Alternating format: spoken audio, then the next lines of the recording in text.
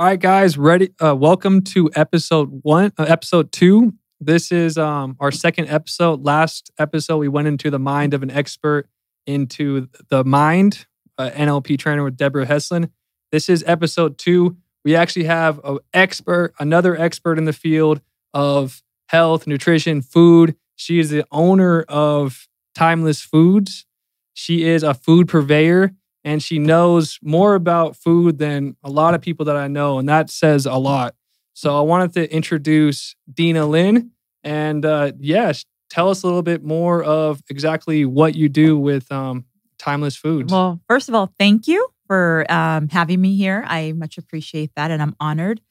It's funny, as I heard you saying an expert, I have to say this, and I'm thinking, wow, if you were to look at my diet and what I knew about food years ago, my diet, and this is a true story, my diet consisted of onion rings, burgers from the local PT's pub place here locally, alcohol, Subway, McDonald's.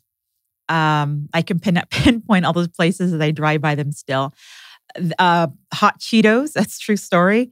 That is what my diet consisted of. And you say expert, and I don't really want to use the word expert, but I'm very passionate about the topic because I've literally have come full circle from not knowing anything about food, even being let go at a Whole Foods here in town because they put me in the produce department at work and I could not identify a vegetable even after a few weeks of working there. And I'll never forget that actually. It was like, what is a radish? I did not know what a vegetable was. But again, I've come full circle, and it took me, and I'll try to cover everything here and keep it short. But it took me from going and eating at PT's, Subway, and all the other local fast food joints. It took me from there to not even knowing what a vegetable was, to now growing my own food, knowing where my food comes from, and me demanding and disrupting the food chain system, demanding that everyone in the world, including you, myself, your children, your family, your moms, your dads, everyone deserves organic food and everyone deserves to know what real food is.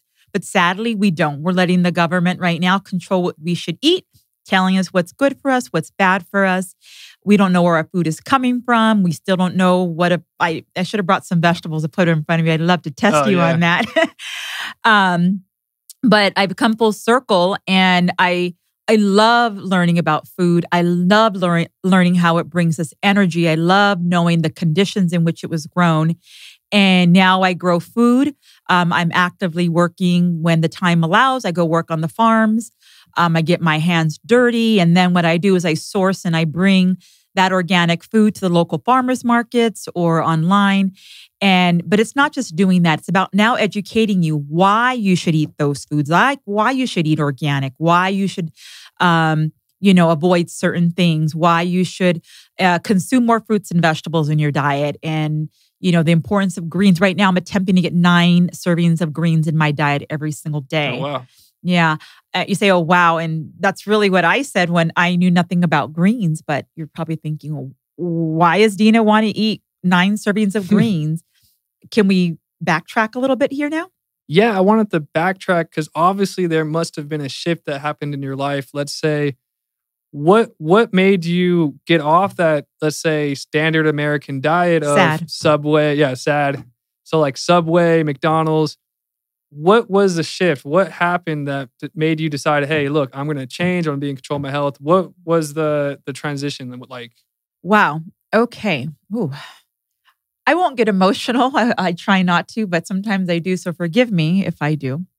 But I was in a career, something I always wanted to, just work hard and get compensated for the work that I did.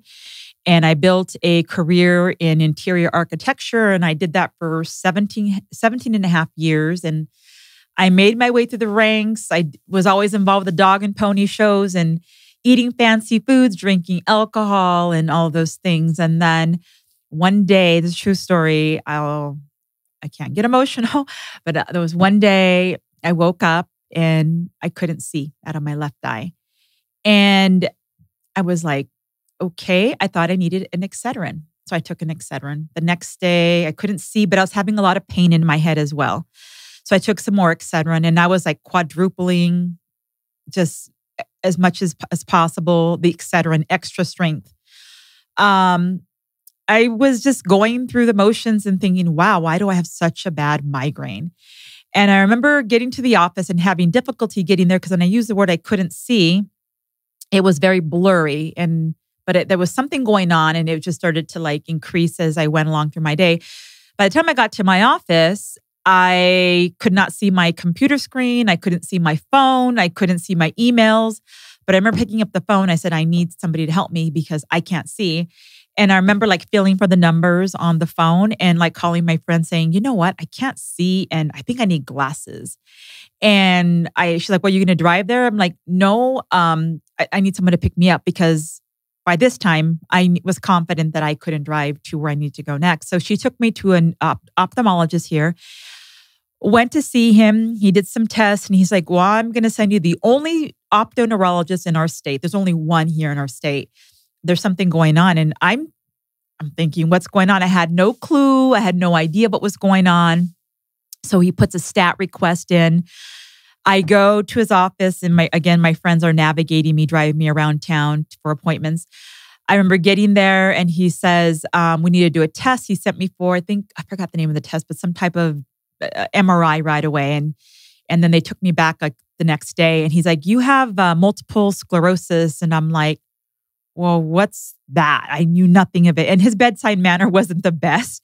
So you have to imagine there's this young lady, because I was young then, scared and couldn't see and knew nothing of those two words, multiple sclerosis.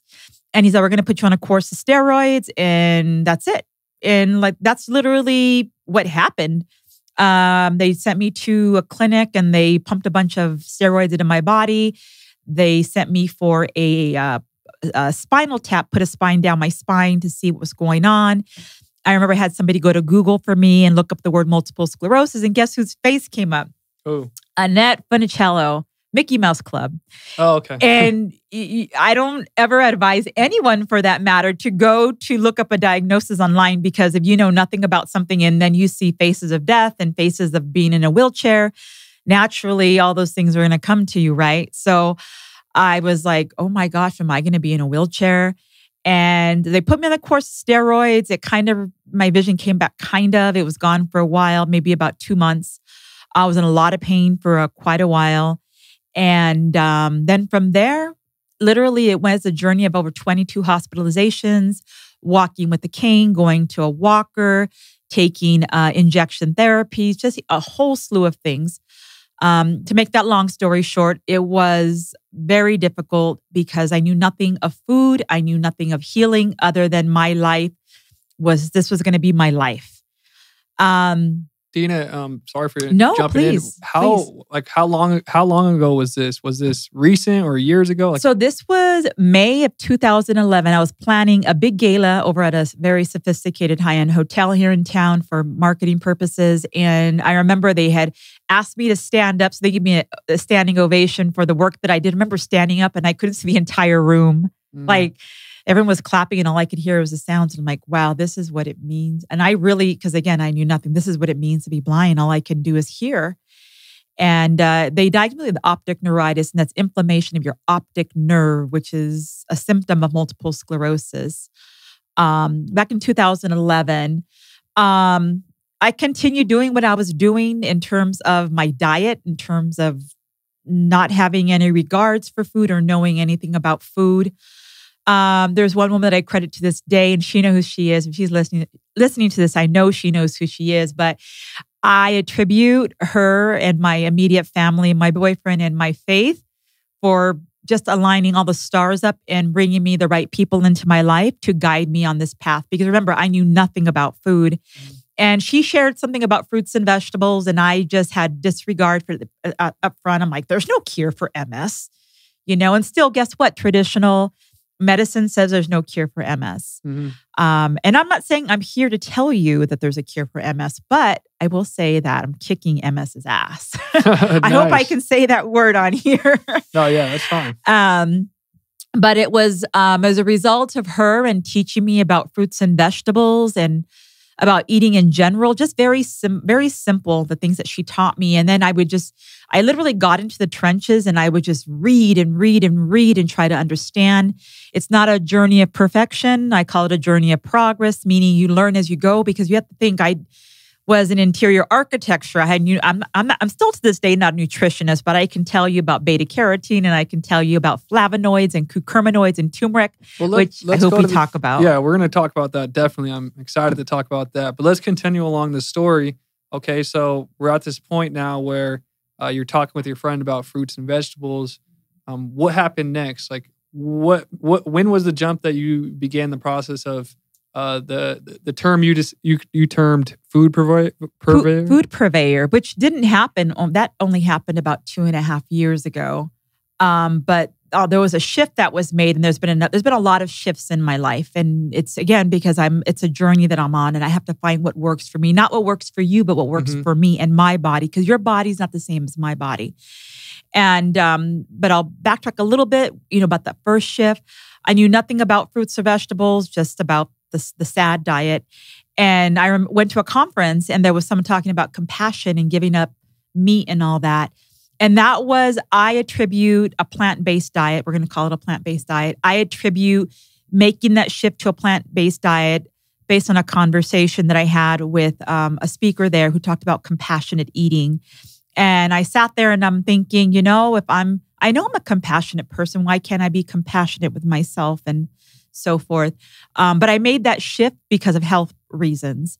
And I remember going home and I typed in the word vegan because I didn't know what a vegan was. I typed it in and it says, does not eat animal product. And I'm thinking, oh my gosh, I'm like, I can't eat this and that. And so I had to learn, like, what do I eat? So I was plant-based vegan for 5 years. I'm no longer vegan, but we can talk about that later. I was vegan for 5 years. And I think that's where I learned the most about food, because I was eating fruits and vegetables. I was eating bok choy. I was eating asparagus. I was eating radishes and radicchio. And I was eating hearts of palms and artichokes, those things that I knew nothing about. And that was for 5 years. And then you asked a moment ago about a food purveyor. This journey, I said, I've had a lot of ups and downs because it's about learning. And I kind of have looked at my body as a trial and error at times, thinking, okay, this works for me. This doesn't work for me. This works for me. This doesn't work for me. But about 2.5 years ago, I was sharing my message. And really, my goal is to inspire other people and to give them hope that I don't care what diagnosis you have, take control of it rather than it take control of you. Use food as medicine. It's a foundation. Grow your own food. Know where it comes from. So about 2.5 years ago, I was introduced to a farmer out in Costa Rica, a lovely lady who to this day, I haven't talked to her in a while, but a lovely woman who I know she was a big influence on my life in a very positive way. She said, I have land here and I want to grow this food for you. And I had the opportunity to go out and work on the farm with the workers and truly just get involved and get in the trenches of learning about turmeric and how powerful it is. And I knew, so I was vegan for 5 years, but in that 5 years, it wasn't organic. And just because you're vegan doesn't mean you're healthy, because there's a lot. Oreos are vegan. Did you know that? Yeah, Oreos are vegan. So I ate Oreos. I didn't think anything was wrong with Oreos. They're vegan. But on this journey, I started learning more about organic food. So I prefer organic, and my diet's about 95% organic because sometimes it's not possible, right? Mm-hmm. But so she was growing turmeric for me, and I knew that turmeric I kept hearing about it, but I knew nothing of it as well. Again, I don't even want to use the word expert, to be honest with you. I'm just going to say, I think the universe has a way of bringing us things into our lives when we need them most. And then it's up to us to share the gift. Mm-hmm. Or whatever it may be. And I know that turmeric is a wonderful herb, spice. It's been around for thousands of years, like longer than you and I combined. Thousands of years. People in India and China have been eating turmeric for years. And people now look at turmeric as a fad, like, oh, it's a new superfood, it's a new spice. No, it's been around for the longest time. But us Americans here, we're so spoiled and we know nothing of it. And it's something new, we think, and we just added, and it's a beautiful golden spice herb that in India and China they're consuming curry. Do you know anything about curry? Oh yeah, oh yeah. I love curry. I love curry, chicken katsu and curry. That's I'll the have best. I'll have to make you some then. You add And your turmeric in the curry? of course I do. Yes. Oh, yeah. I gotta try it then. I add it to my coffee. I add it to my rice. I add it to my scrambles. I add it to my vegetables. I add it to my potatoes. It's really good. Make excellent mashed potatoes with turmeric. I'm going to jump in real quick. Yeah. So just an FYI for how me and Dina met. It's actually a funny story. So I was at the health food store on Lake Mead. Really cool spot. It's called Health Nuts, I think. But anyways, I seen a flyer and it had her picture on it, her face. You do public speaking too, right? I do. So yes. she does public speaking all over the world, even Washington, D.C. And I seen her picture and I said, hey, I pointed at that's my neighbor. And she actually lives below me. And it's funny how like-minded people kind of attract. But I definitely wanted to throw the that out there. universe. Yeah. It's the universe. Same thing how you said the turmeric and yeah. Yeah. I remember that day I was going to a health conference as well. And you're like, you're the lady on the flyer. Yeah. And but it's something that I'm very passionate about because I can say I can't attribute one single thing to my healing. But what I can say is that I take 0 medications for multiple sclerosis. I went from 11 medications, and I have photos on my Instagram somewhere. I have a picture of my walker, my cane, the injection therapy that was $7,000 a month. And and if you fast forward, I take 0 medications for multiple sclerosis. And I go back to if something is triggered in my body negative, I go, what did I eat? That's what I say to myself. What did I eat? Or how did I sleep last night? Because my biggest remedy for anything is sleep, good water, sunshine, reducing stress in your life, and just eating real food, including turmeric. So we both know, I mean, you'd heard about it, right? Did you know anything about it prior to our conversation? Yeah, I knew about it, but I never really dove into it and made it like a daily routine into my life until like we met and I tried your product and I felt a huge difference, and I definitely want to share about that. But going back to the farm, when you met this lady, she had a huge impact on your life. And she did. She gave you this space to grow herbs, spices, and turmeric. Obviously, what happened next? When did you know you were on like a good path towards healing? Oh wow! Well, I know I'm on a good path to healing right now. I wish I could sit here and say I'm pain-free and I'm like this Wonder Woman. I have hiccups here and there, but again, I always go back, what did I eat? But I know that journey of delving into turmeric just opened up so many other things, not just turmeric, but like cardamom, black pepper, ginger, real cinnamon. And they grow this all at the farm? Not at that farm, no. Okay. There's other small farms that I work with around the world, like Sri Lanka, where they're native. I'll tell you a funny story, true story. Someone says, oh, I'm growing, and for those who live in the state of Nevada, we're a desert out here. And someone's like, I'm growing turmeric in Pahrump. And I said, Pahrump, Nevada? They said, yeah. I go, oh, okay. And of course, I'm not here to disparage anybody or anything, because, we all have our ways, right? But I go, may I see it? And the gentleman brought it over and I said, why is it yellow? And he's like, I don't know. And nice man. And I go, did you really grow that in Pahrump? And you could tell he was fibbing. And I think that's the first part of what needs to happen in the food industry and in the farming industry is there needs to be truth and transparency. People should know where their food is coming from and how it's being grown. But also something else I pointed to him that he couldn't answer. And I said, so was your turmeric irradiated? And he says, I don't know. I go, okay. And of course, I'm just being myself. I'm like, okay, a nice man. I actually get some things from him. And I ask people, so are your herbs and spices irradiated? Now, that's one thing I am confident when I say that I know that the herbs and spices that I have that are being grown are 0 irradiation, no ethylene oxide, and 100% organic. And that means no use of herbicides or pesticides. And, those things are important. Why are they important? Because when you irradiate food, okay, I wish I had an orange.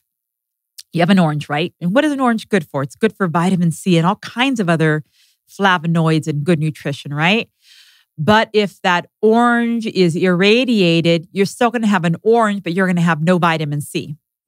So I look at irradiated turmeric and other herbs and spices, or any food for that matter that's irradiated. And there's a lot of foods that are irradiated. turmeric has a compound in it called curcuminoids. It's a compound, and that, as I tell people, turmeric doesn't heal the body. It's the curcuminoids, a curcumin that does the work in your body, that goes into your cells, that goes into your brain, that goes into your blood. And when you're eating just turmeric, not knowing if it's been irradiated or not, you're essentially eating a dead turmeric that has no health benefits to it. And when you compare that to an orange, it's like eating an orange with no vitamin C in it. So it's an orange and it's turmeric, but there's no compounds and they're dead.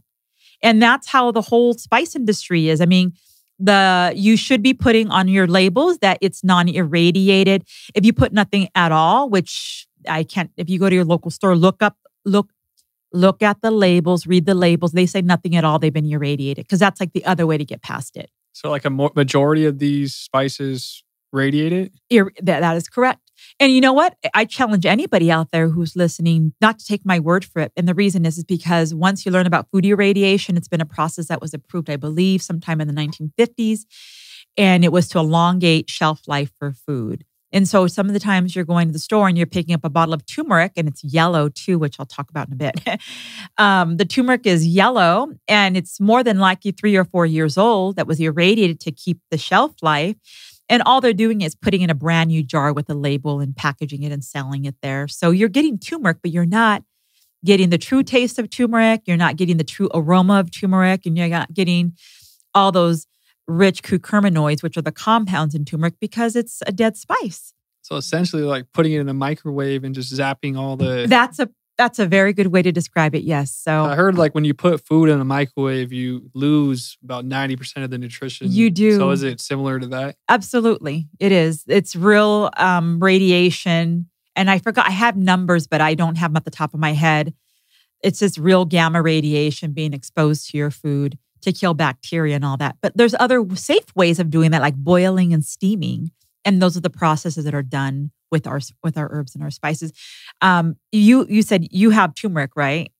Oh yeah, from it's you. A timeless turmeric. Yes. Turmeric. So did you have the opportunity to open it up and like actually smell it and taste the difference?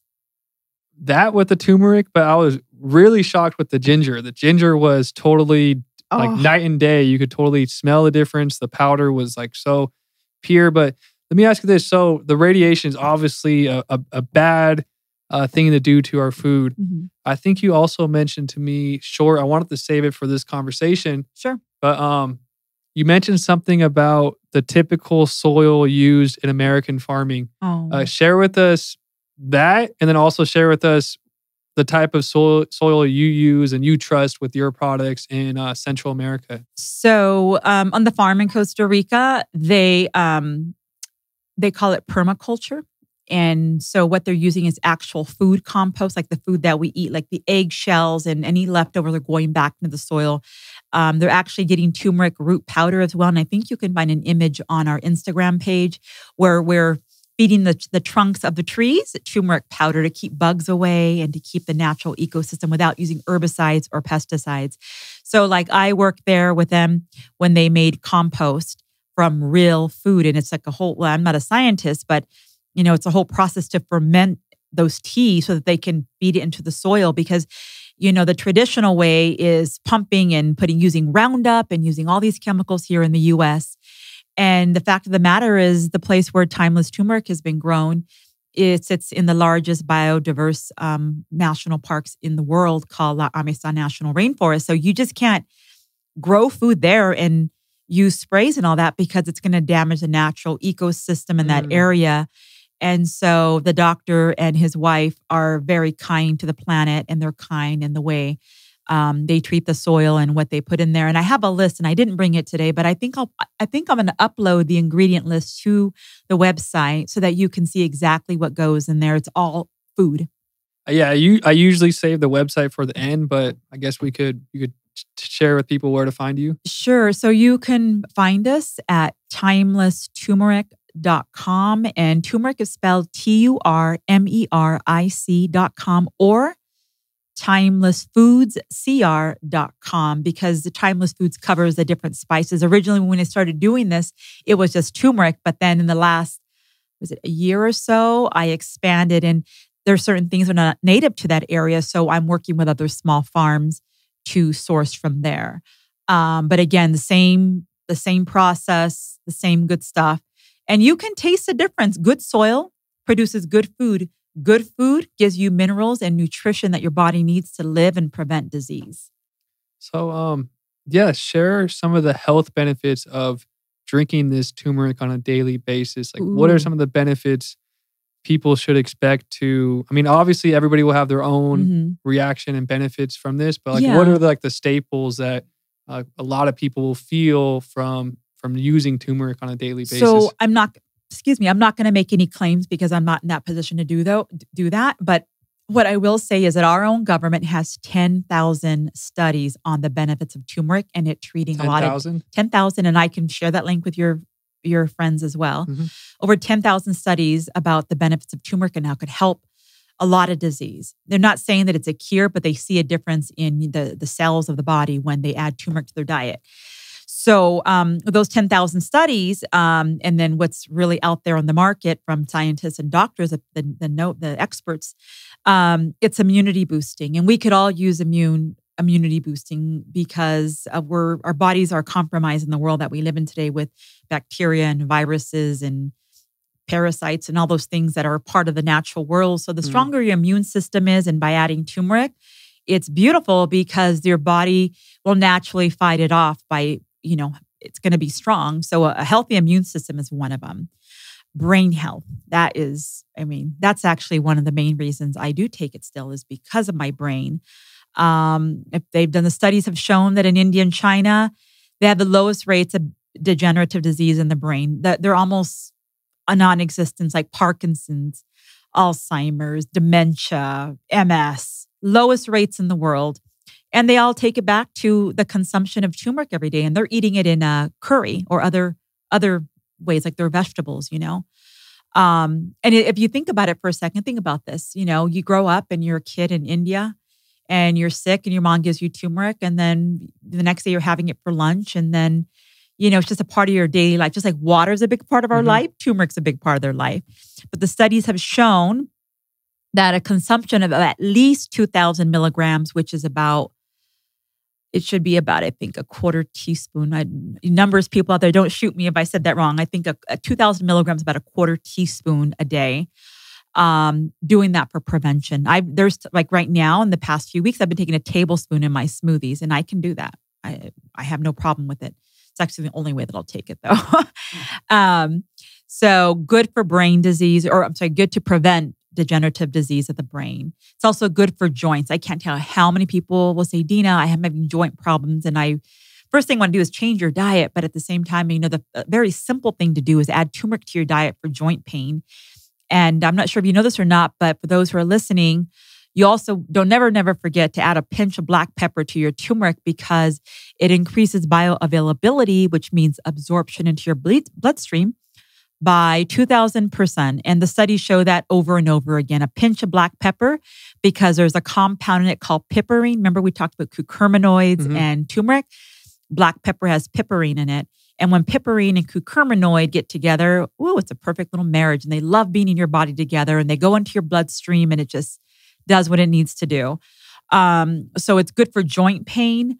There's a lot of different ways you can take it for joint pain. No, it's not rubbing it on your pain. It's actually eating it. It's also good for, it's antibacterial, antiviral. I had smashed my foot a while back at the gym and I had a big gash and I thought I needed a tetanus shot. And I said, you know what? I'm going to make a little paste with it. And I rubbed it on and it actually burned when I put it on my wound. It burned. I don't know why, but it burned and cleaned it up. And I never had to get a tetanus shot. I just went to an old school remedy. It's good for longevity. It's good for people who have diabetes because it doesn't affect their blood sugar levels.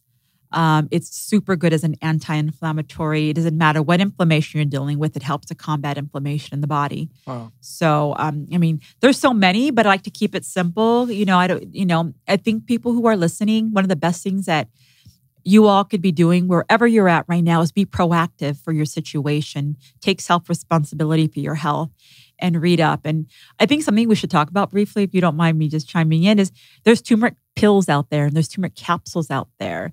but there's nothing like eating real food. We take vitamins and supplements because our diets are deficient. So if you're not eating turmeric, you're taking a supplement, but why not eat the real thing? Mm-hmm. And those supplements are probably, like you said, radiated. So they're not even getting the benefit of it.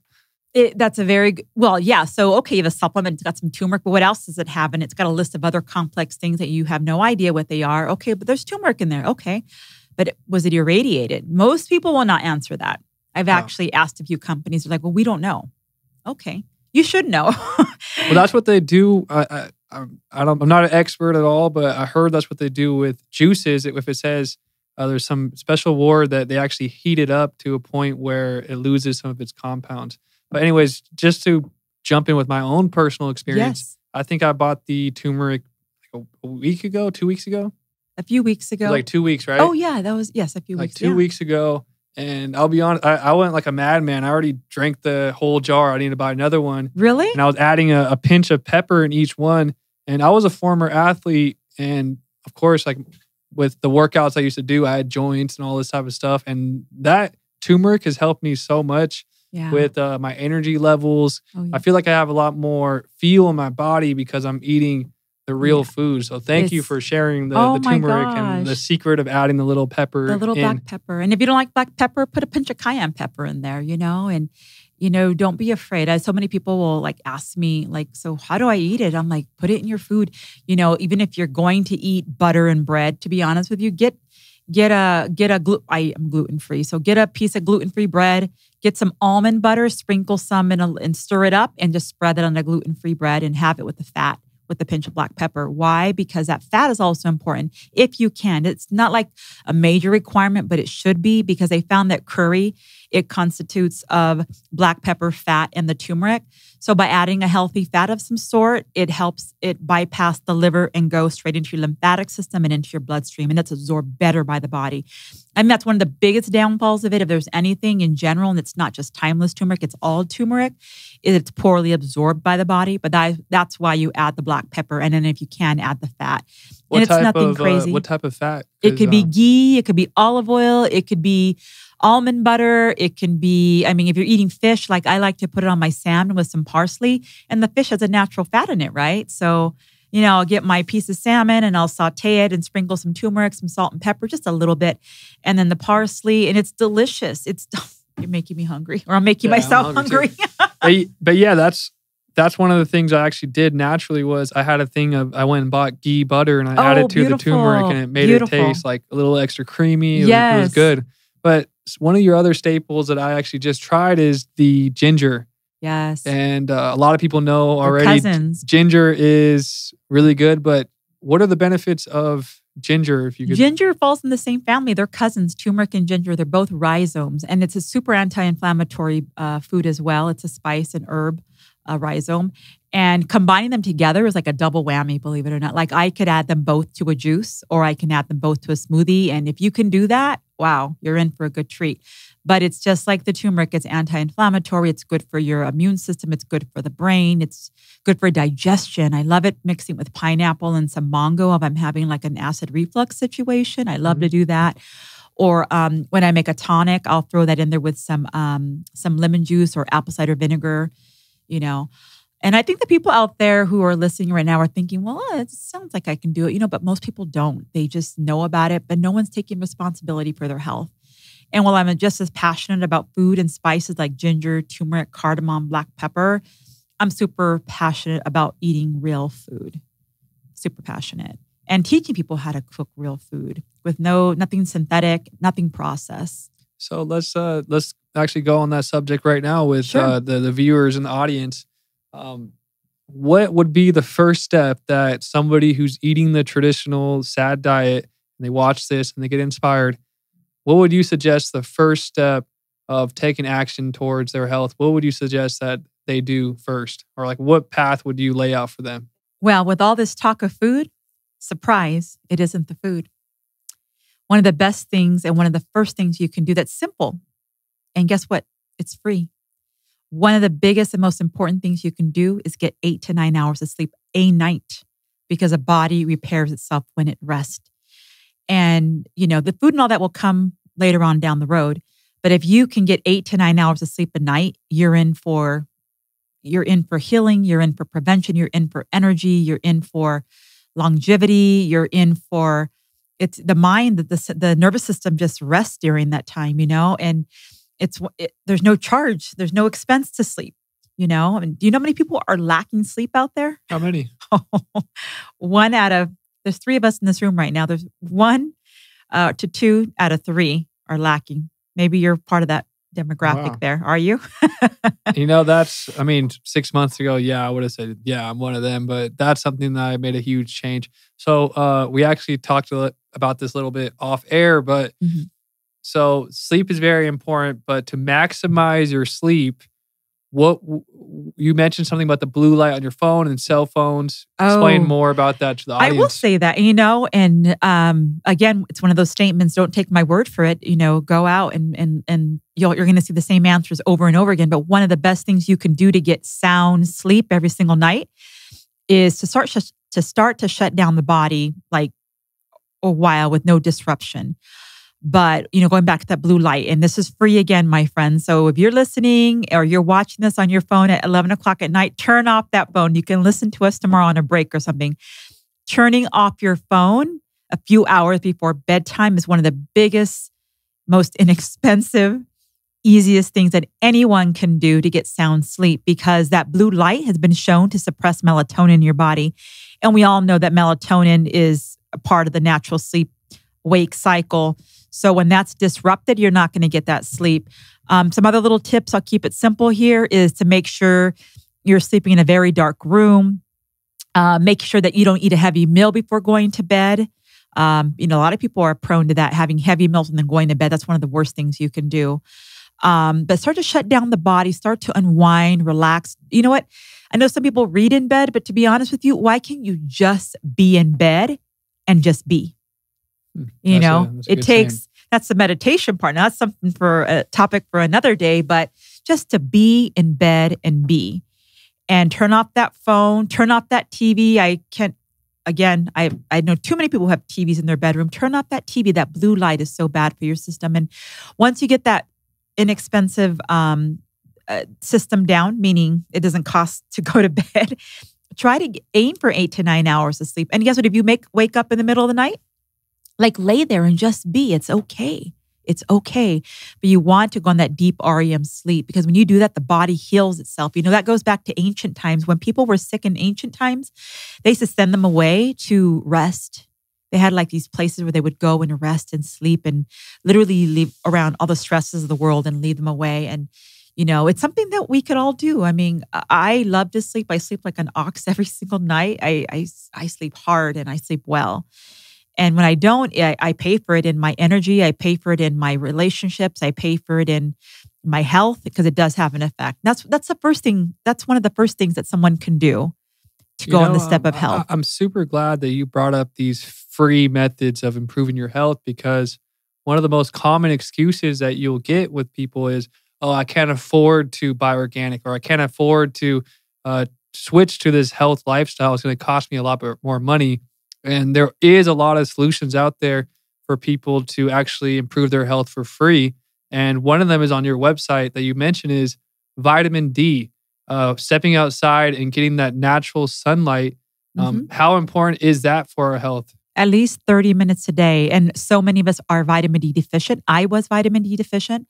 So I try to go out for at least 30 minutes and sit on my patio with the sun hitting my body for 30 minutes a day. It doesn't cost me nothing. It's a great time to reflect, meditate, listen to this podcast. There's just, it's one of the best things that you can do for your immune system. And you know what? Guess what? If you cannot do that, maybe somebody's just got a crazy schedule, you cannot go outside and relax for 30 minutes and take in some sunshine, then take a quality vitamin D supplement. But you do need vitamin D because the deficiency that we have today. They find that everyone who has an autoimmune illness has low vitamin D in their body. So that's crucial. It is crucial. It is very crucial. But there are so many other things on top of the turmeric, on top of the vitamin D, on top of the sleep. We talked a little bit about mindset earlier, but I think another one of those things is movement. I'm not claiming to be the skinniest girl on planet Earth, because I do enjoy eating. But moving in some way, one way or another, whether it's walking, whether it's climbing the stairs, parking your car way further from the storefront, get some movement in every single day. And it's free.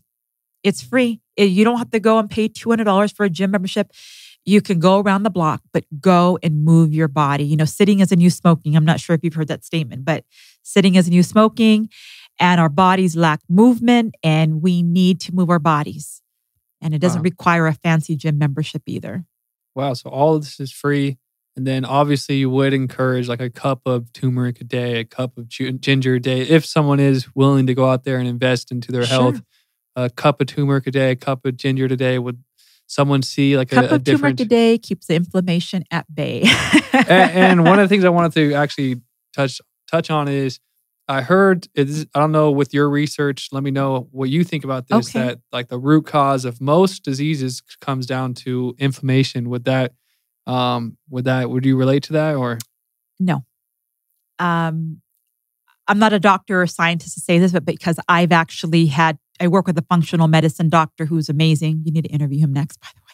Cool, yeah, tell him. But I had heard, so the immune system, which is already, if you have a strong immune system, it's going to ward off all the viruses and bacteria that we are encountering every single day. But if your immune system, which is your gut, 80% resides there, if that immune system is compromised in any way, then you're not going to be able to ward off all the bugs and the parasites and the viruses and bacteria that come your way. I mean, the reason that a lot of these illnesses are happening, and I'll talk about that later, but is because the immune system, which is 80% of our gut, like I said, is compromised because of our leaky guts.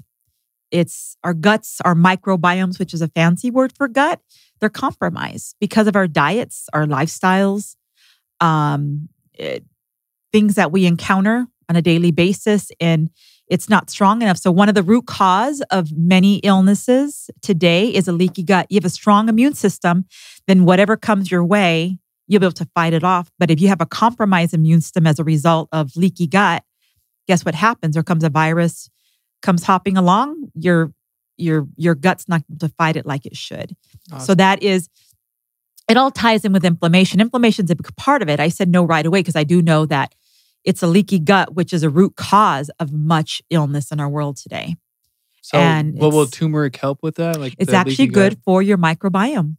Oh, wow. For your so gut. It helps with that. Very too. good for it calms the inflammation down, but it's good. It just keeps everything balanced nicely.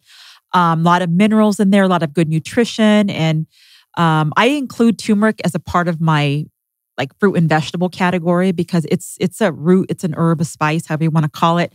And it's just a big part of the foods that I eat. But when you're feeding your body with good nutrition, your body does know what to do with it. So if I got good turmeric in my system, fruits and vegetables, hydration, and all those things, my microbiome is going to be in a tip-top shape. So whatever wants to come my way, which again, we encounter those things every single day, the gut's going to be like, boom, I'm going to knock you out. I'm going to knock you out. I'm going to knock you out. And it's doing what it was meant to do, you know? And then for those like with MS, I learned recently that possibly, I don't know because I've not done the tests that I think I need to do, but you know, we have leaky guts and then now we have leaky brains. Oh, wow. You know, but that's another topic for another day because I'm just trying to understand that. You know, there's a blood-brain barrier and there's certain things that have made it into my brain. And that means clearly that I have a leaky brain, you know, but all I can do today is just do what I can where I'm at with what I have. And I know what I have in my hands is knowledge and I have the choice with what I put on my fork every single day. That's amazing. So with that statement right there, let's go into this. I know we only have a few minutes left. Okay. So give the audience a good takeaway message at the end of this. Like what's a takeaway that the audience can take from this? Like what message would you like to end off with? It's more than turmeric. It's more than the sleep. It's more than the water. It's more than the exercise. It's all about your mindset and it's about your attitude. It's about your choices today. And, you know, if you don't make time for your good health now, then sooner or later, you're going to have to make time for your disease. And, our bodies are healing machines. Their bodies want to heal themselves, but we need to surround and we need to fuel them with all the right resources so that it can do its job that it was naturally meant to do. But make time for good health today, or sooner or later, you might have to make time for disease. And that's way more expensive and a dent in your pocketbook if you have to deal with an autoimmune or cancer later on down the road. And I use this saying, and I'll say it to close, but your body's going to be around a whole lot longer than that pair of shoes or handbag. Invest your money in your health and your body than a pair of shoes or a handbag. That's beautiful. I like that. So right now I'm going to actually leave some plug-ins. So if you like this episode, leaving off with what Dina said, our first episode, go check that out. Definitely. We cover the mindset on the first episode. We have a very, very highly trained NLP trainer named Deborah Heslin that I had last episode. Go check that out. It's going to help take this information even to a farther level. And then also subscribe to the channel, like the page. And Dina, where could they find you? What's your website? Where could they buy your products? So if you're interested in any of organic, fair trade herbs and spices, you can visit timelessturmeric.com, TURMERIC. You could also find this on Instagram under timeless_turmeric_Dina Lynn, but it'll come up. Or if you want to follow me personally, I do share my journey because it's my aspiration to inspire other people to take back their health. And I can be found under Healing with Dina Lynn on Instagram. But, reach out. I love to help people because when I was alone in this journey in the very beginning, there was no one there to help me except for my friend, Ina Mohan, who I'm indebted to her. And I want to do what she did for me. And what she did for me is simply by me saying, what can I do to serve you? And really, that's what I want to do. I want to help others, and then they'll pay it forward later on. Awesome. Well, it was a great episode. Thank you. You're welcome. Definitely want to have you back on because I know you're a wealth of knowledge and you could definitely share a lot more with the audience. But I think this is great and it's a good start and a good information base for someone to take and really drastically change their health with what you shared with our audience today. So thank you. You're welcome. It was an honor, and I'm just here to serve. Thank you so much.